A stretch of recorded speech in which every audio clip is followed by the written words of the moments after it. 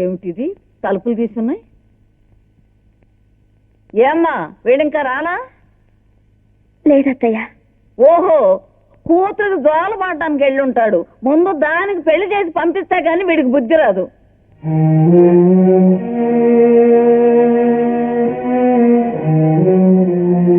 అమ్మారాణి, ఇంకా నా మీద కోపం పోలేదా తల్లి? ఆ చేతులతో నన్ను ముట్టుకోకు. ఆ పెళ్లి జరగడానికి కారణం నేను కాదమ్మా, నువ్వే. అవునమ్మా, మా అమ్మ నీ మీద ఒట్టించుకుంది. ఈ పెళ్లి జరగకపోతే నేను చచ్చిపోతానని భయపడ్డావా? ఇప్పుడు మాత్రం బ్రతుకుంటారనుకో. అమ్మా, మా అమ్మ ఎలా ఉంటుంది అని అడిగితే నా కళ్ళలోకి చూడు, తన ప్రతిరూపమే నువ్వు అన్నావు. గోడ మీద పెడితే అమ్మ ఫోటో పాడవుతుందని గుడ్డలో దాచుకున్నానన్నావు. ఇప్పుడేమైంది ఆ ఫోటో? పగలగొట్టి బయటపడేసావా? అమ్మారాణి, కష్టాల్లో మన ఇంటికి వచ్చింది, మనం ఆశ్రయం ఇచ్చాం. మంచి చేసినా మన మీద నిందపడింది, ఆమె జీవితం మీద మచ్చపడింది. మన కారణంగా అపవాదపడ్డ ఆడదాన్ని నా టెట్లు వదిలేం కదా. సమర్థించుకోదలుచుకుంటే ఎన్ని కారణాలైనా దొరుకుతాయి. అమ్మారాణి, పరిస్థితులను అర్థం చేసుకోవడానికి ప్రయత్నించాలి. నీ మాటలతో నన్ను విసిగించుకో. నా తల పగిలిపోతుంది. నన్ను కాస్త ప్రశాంతంగా ఉంటేనేమో. అది కాదమ్మా, నీకు దండం పెడతాను. ఇంట్లో కనీసం ప్రశాంతంగా ఉంటే హక్కు కూడా లేదా నాకు?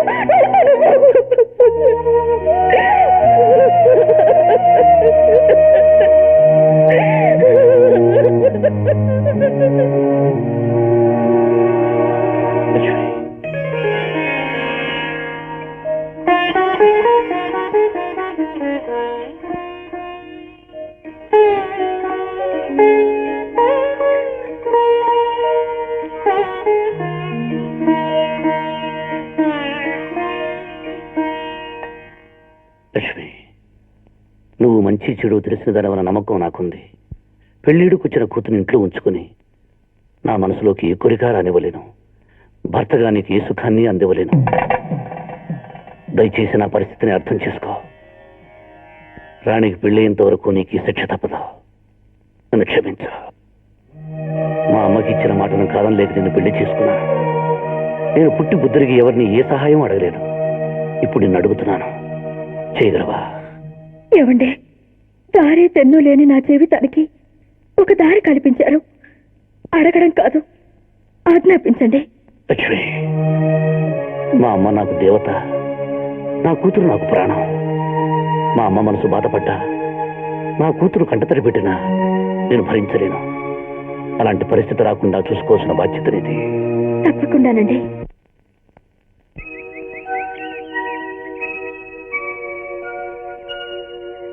అమ్మా రాణి, నేను చచ్చిపోతానని భయపడ్డావా? నేను చచ్చిపోతానని భయపడ్డావా అనుకుంటున్నావా? ఇప్పుడు మాత్రం బ్రతికింటారనుకుంటున్నావా? పడ్డావా?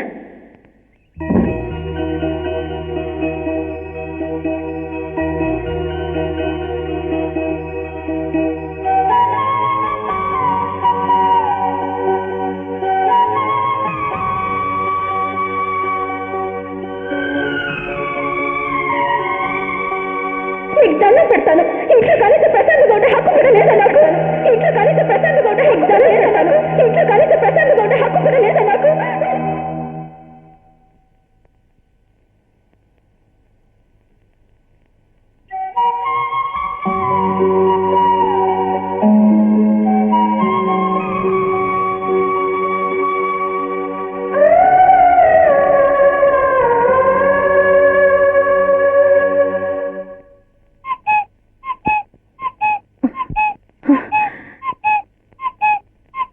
అమ్మా, రాయుడు గారు లేచారా? ఎప్పుడో పొద్దునే లేచారమ్మా. పొద్దున్నే నా మొహం చూస్తే గానీ కళ్ళు తెరిచేవాడు కాదు. ఇంత పొద్దుకినా నన్ను చూడడానికి పిలవలేదు. అవునులే, కొత్తగా పెళ్ళ వచ్చింది కదా. చూడరా, వాకిలి చూడు, విరబూసిన పూల తోటలా ఉంది. అందుకేనేమో ఇంటిని చూసి ఇల్లాలను చూడమంటారు. తను రాకముందు ఇల్లు పాడుబడ్డ దేవాలయంలా ఉండేది. ఇప్పుడు చూడు ఎంత కళకళలాడుతుందో. నా మనవరాలు ఉంది. ఎందుకు? బారెడు పొద్దెక్కితే గాని నిద్ర లేవదు. ఓ ముగ్గు పెట్టడం చేత కాదు. ఒకవేళ అది పెట్టాలనుకున్నా, అమ్మో పొంగితే నా బిడ్డ నడువు ఎక్కడ నొప్పి పుడుతుందో అని వాళ్ళ బాబు పెట్టనివ్వడు. వినేశావా? మొత్తం వినేశావా? ఏమిటి ఆ చూపు? ఒక్క ఏడాదాగవే నా కోడలు కడుపున రాజా లాంటి నా మనవడు పుడతాడు. వాడితో నీ జుట్టు వంచి నీ పొగ అనిపిస్తా. ఏయ్ ఆగక్కడ, ఏంటే తిప్పుకుంటా వెళ్ళిపోతున్నా? ఆ బొడ్లో తాళాలు ఇలాగే చూడు.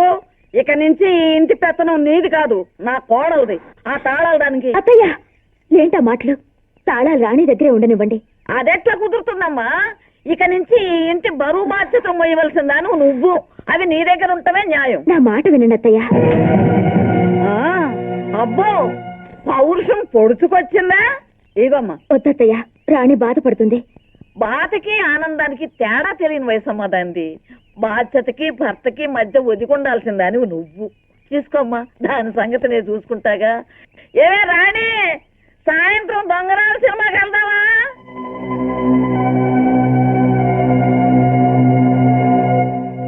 అబ్బే మీరు ఇలా చాణక్యులో ఉంటే లాభం లేదండి. చంద్రగుప్తుల్లో మారిపోండి. ఎదవని ఎప్పుడు చూడు ఆ బీసీ నాటోళ్ళతో పోల్తా బిడ్డరా. ఏ హిట్లర్తోనో ఏ ఇడియమ్మీన్తోనో పోల్చొచ్చు కదా చాణక్యుడు. మీరు ఆ జోకులు ఆపండి. మీరేదో పెద్ద పొడిచేస్తారని ఇంతకాలం మిమ్మల్ని పట్టుకుని వెళ్ళాడాను. మీ వల్ల ఏం కాదని తేలిపోయింది.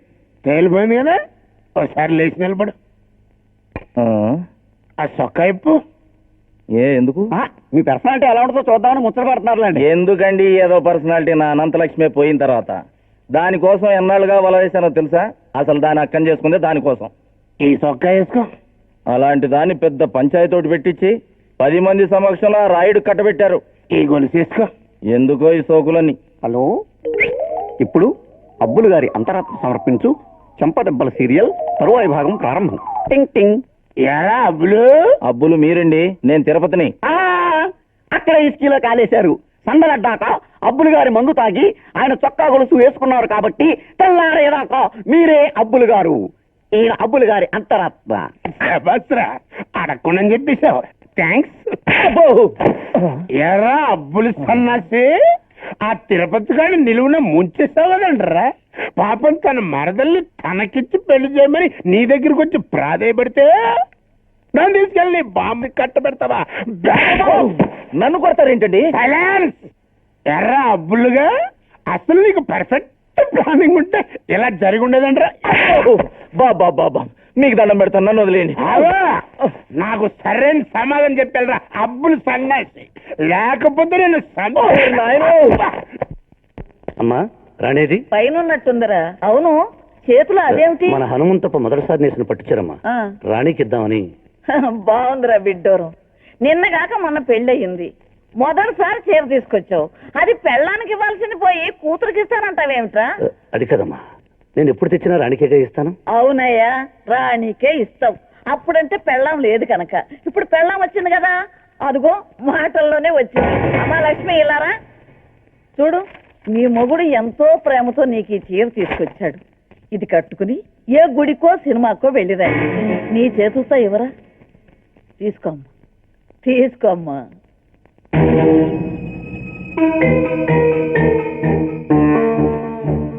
ఏమండి, ఇది మన రాణి ఒంటికి బాగా నప్పుతుంది, తనకిచ్చొస్తాను. అలాగే. దొందు దొందే, నీకు తగిన పెళ్ళానే దొరికిందిరా. రాణి, అమ్మా రాణి. అదేంటి రాణి, కళ్ళు అలా ఎర్రగా ఉన్నాయేంటి? ఇన్నాళ్ళు కష్టపడ్డా మా రాయుడు గారిని సుఖపెట్టడానికి పెళ్ళంగా నువ్వు వచ్చావు కదా, ఆ సంతోషంలో ఆనంద బాష్పాలు వచ్చి నా కళ్ళు ఎర్రపడ్డాయి. చూడు రాణి, నిజానికి ఆయన ఈ చీర తెచ్చింది నీకోసమే. నిజంగా? అవును రాణి, నన్ను నమ్ము. ఆ చీరని బామ్మగారు బలవంతంగా తీసుకుని నా చేతిలో పెట్టారు. అది చూసి నువ్వు ఆ చీర నీకు తెచ్చారనుకుని ఓరలేక కుళ్ళి కుళ్ళి ఏడుస్తున్నాను. అంతేగా? అపార్థం చేసుకోకురానే. ఏంటి అపార్థం చేసుకునేది? ఒకప్పుడు నీ ఒంటి మీద కట్టుకోవడానికి బట్ట లేకపోతే నా చీర నీకిచ్చాను. అలాంటి నువ్వు ఈ రోజు నీ చీర నాకిచ్చే స్థితికి ఎదిగావు రాణి. ఓ సారీ, క్షమించండి, నువ్వు అనేశాను. ఇప్పుడు మీరు రాయుడు గారి పెళ్ళాంగారు కదా, ఆ హోదాయే వేరు. ఈ ఇంట్లో అధికారం అంతా మీది. మీరు ఇచ్చేవారు, మేము పుచ్చుకునేవాళ్ళం. ఇవ్వండి. తీసుకున్నానుగా, ఇక దయచేయండి.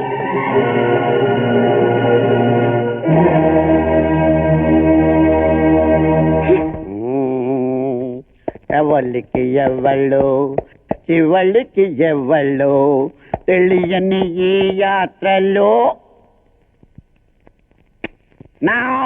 బాబు గారు, అయ్యగారు ఊళ్ళో లేరేంటి? మంచి హుషారుగా ఉన్నారు. లేరా, అమ్మగారిని తీసుకుని రాజమండ్రి వెళ్ళారు. రేపు సాయంత్రం దాకా రారు. ఇంకా మనమే కింగ్స్.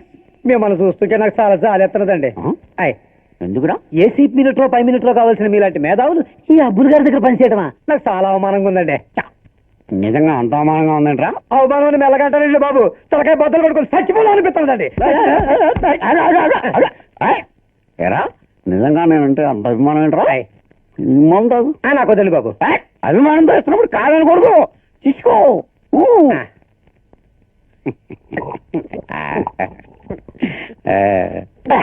భలే కమ్మగా ఉందండి బాబు. మరి ఉండదండి, ఏంటనుకున్నా? ఇదిగా చెల్లు దొరకరా, అలాగే ఇంకా రానేస్తానా? తాగిరా. ఓ తాగు. అరే లేరా, లేదు లేదు చెప్తాను. ఆ కండవ తీసి ఇదిగా ఈ చొక్కా వేసుకో. ఎందుకండి బాబు?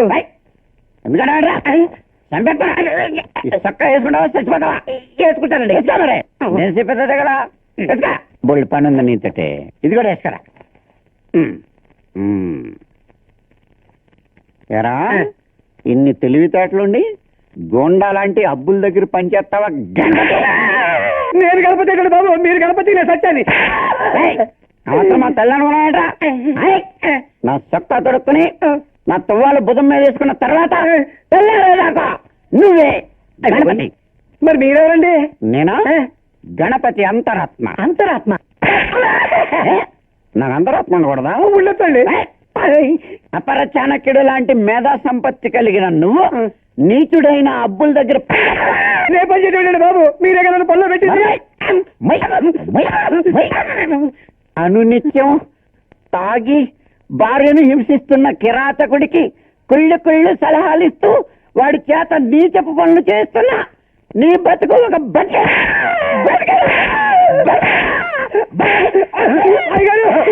రక్షించండి. ఇవాళని నా దేవుడు కూడా కాపాడలేడురా. బద్మాష్, ఎక్కడరా? ఈ రెండో మనిషి ఎవరు? ఎవరెవరండి బాబు? మనవా గణపతి గారి అంతరాత్మనం. తమరెవరు గారు? నేను అబ్బులు గారి బయట ఆత్మలేండి. బయట ఆత్మ అర్థం కాలేదా? ఇప్పుడు అర్థం అవుతుంది చూడండి. ఎలా? పులిని చూసి నక్క వాతలు పెట్టుకుంటే ఏమవుద్ది గణపతి గారు? వాతంగా మీ చచ్చిపోద్దండి అబ్బులు గారు. మరి ఆ సంగతి తెలిసి కూడా నీ అబ్బా అబ్బా వద్దులే. అసలు గ్యాస్ సిలిండర్ కలిపి రే ఇన్ని మోసుకెళ్ళి. ఎందుకమ్మా అలా తెంచేస్తున్నావు? నేను తెంచడం లేదు, నువ్వే తెంచేసుకున్నావు. చూడమ్మా, నేను నీకు దూరం అవుతున్నానని అనుమానం వద్దమ్మా. నా కంఠంలో ప్రాణం ఉండగా అలా జరగదు. గుడిని దేవుణ్ణి వేరు చేయగలమా? కంటిని చూపును వేరు చేయగలమా? అలాగే మనిషిని నీడను వేరు చేయగలమా? రాయుడు, గుడి సంగతేమో నాకు తెలీదు. ఆయన భగవంతుడు, మన మనుషులు. కంటిని చూపుని విడగొట్టేది కన్నీళ్లు, మనిషిని నీడని విడతీయగలిగేది మరణం. ఇది నువ్వు చెప్పిందే రాయుడు. కావచ్చు, కానీ నిన్ను నన్ను విడదీయగల శక్తి ఏదీ లేదమ్మా. ఎందుకు లేదు? ఉంది. అదే దారి తప్పిన నీ మనసు. సరేనమ్మా, నేను తప్పే చేశాను, నన్ను క్షమించు. రామా, భోంచేద్దాం.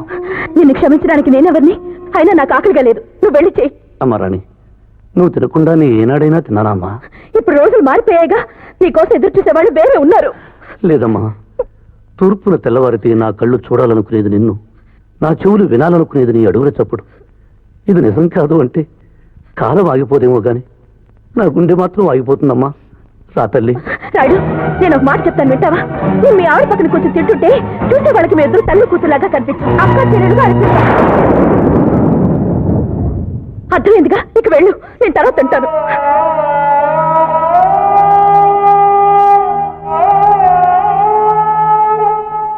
అమ్మగారు, ఏమిటే? ఏమిటే నువ్వు అనేది? అవునమ్మగారు, నేను ఎంతమంది జంటలను చూడలేదు. ఈ విషయం కాస్త కూపీలాగనమ్మగారు. నేను నిన్ను మోసం చేయడం ఏంటమ్మా? లేకపోతే ఏమిట్రా, ఊరు పొమ్మన్నా పొమ్మనకపోయినా కాడు నన్ను రమ్మని పిలుస్తుందిరా. నిన్ను ఏ క్షణాన్న ఒంటరివాణ్ణి చేసి వెళ్ళిపోతాను అని భయపడుతున్న నా మొరాలకించి ఆ భగవంతుడు లక్ష్మిని నీకు తోడుగా పంపించాడురా. నీ బిడ్డ సంతోషం కోసం కట్టుకున్న భార్యని దూరంగా ఉంచడం న్యాయం కాదురా. క్షమించండి, మీ మగతనాన్ని ప్రశ్నించేసరికి దాయలేకపోయాను. ఎందుకురా దాన్ని అలా చూస్తున్నావు? ఇందులో దాని తప్పేం లేదురా. నాకే అనుమానం వచ్చి దాన్ని నిలదీశాను.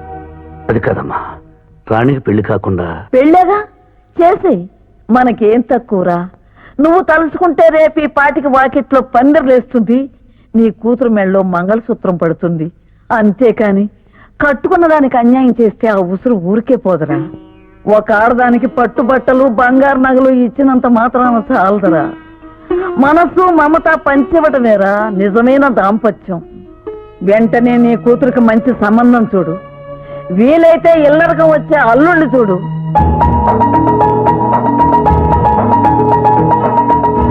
మావయ్య, రాణి లేకుండా నేను బ్రతకలేను.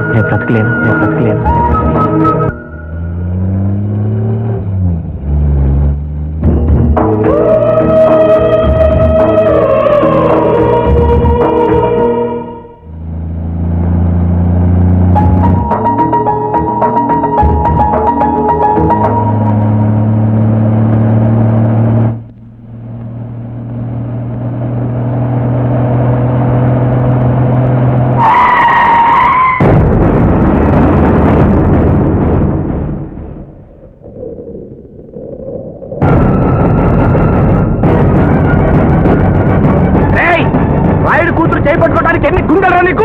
ఎవరి కూతురైనా చివరికి తను చేయి పట్టుకోవాల్సింది నేనే కదా. ఏం పేలేరా? ఆగండి. అతను అన్న దాంట్లో తప్పే ఉంది. అతను నా మేనత్ కొడుకు. నన్ను ముట్టుకునే హక్కు అయినా కట్టుకునే హక్కు అయినా అతనికే ఉంది. వయసు మళ్ళిన వాళ్లే పెళ్లిళ్ళు చేసుకుంటున్న ఈ రోజుల్లో వలసైన వాళ్ళం మేమిద్దరూ పెళ్లి చేసుకుంటే తప్ప?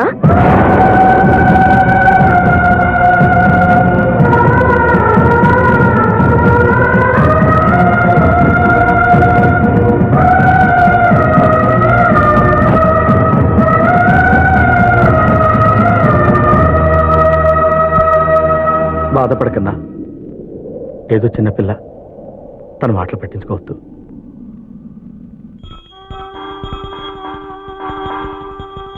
అయ్యా, మీ ఒంటి మీద చొక్క, మెళ్ళో గొలుసు, కడుపులో మందు లేవనే ధైర్యంతో మీ ముందులా కూర్చున్నాను. నా మీద ఈ కొత్త ప్రయోగం ఏంటయ్యా?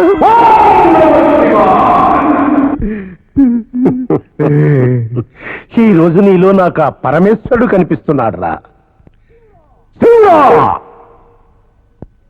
ఇదే నేను నీకు పెడుతున్నా ఆఖరి బొట్టు. ఈ అన్యాయం ఏంటయ్యా? ఇంతకాలం నుంచి నేను నిన్ను పూజిస్తున్నానా? ఎప్పుడైనా నా కోసం ఇది కావాలి అని నేను నిన్ను అడిగానా? నేను అడిగిందల్లా సింపుల్ గా ఒక్కటే, ఆ రాయుడు గారి జీవితాన్ని నాశనం చెయ్యి అని. అంతే కదా? నువ్వు చేయలేదు సరిగదా? కనీసం ఆ రాయుడు బతుకు అంతం చేసే ఒక్క ఛాన్స్ నాకు ఇచ్చావా? అందుకే బయటకు వస్తున్నా. ఒకవేళ నా కోరిక త్వరలో తీరకపోయింది అనుకో, తొందరపడకబ్బులు, త్వరలోనే నీ కోరిక నెరవేరుతుంది. కాదు, శివుడు. ఆహా, ఆ దేవుణ్ణి తిట్టే ధైర్యం లేక నిన్ను ఎదురుకుండా కూర్చోబెట్టుకుని కాసేపు తిట్టి కసి తీసుకున్నావు అనుకుంటే నువ్వు రియల్ దేవుళ్ళ ఫీల్ అయిపోవటమే కాకుండా అబ్బులు నన్ను పేరు పెట్టి పిలిచి వరాలు ఇవ్వడానికి ప్రయత్నం చేస్తావా? అరిచామంటే పొట్ట మీద కాలు నువ్వు గ్యాస్ సిలిండర్ మర్చిపోయాను. గ్యాస్ మాత సుఖీ భవ. ఓ